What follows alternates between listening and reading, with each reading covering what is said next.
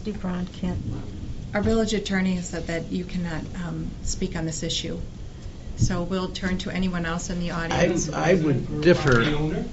I would differ on that. He is recused from consideration of the issue.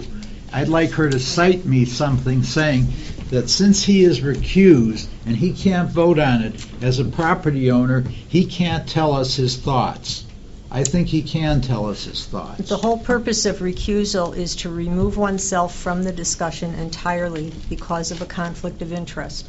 The conflict of interest is that Trustee Brown owns commercial investment property, and he is directly impacted by this ordinance.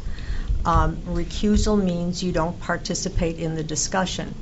When an elected official takes on a public office,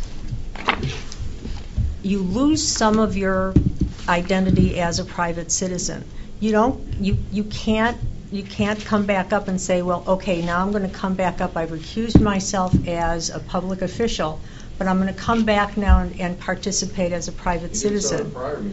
He did it during a study session before there was specific legislation, because at that point it was a very conceptual discussion, and at this point we are now dealing with specific legislation.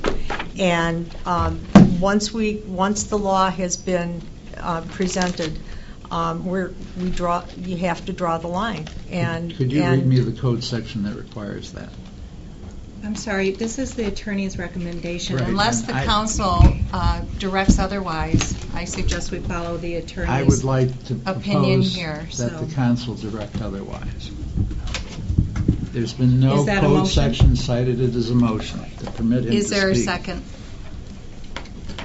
There's no second. Okay, the motion that's fails. Fine.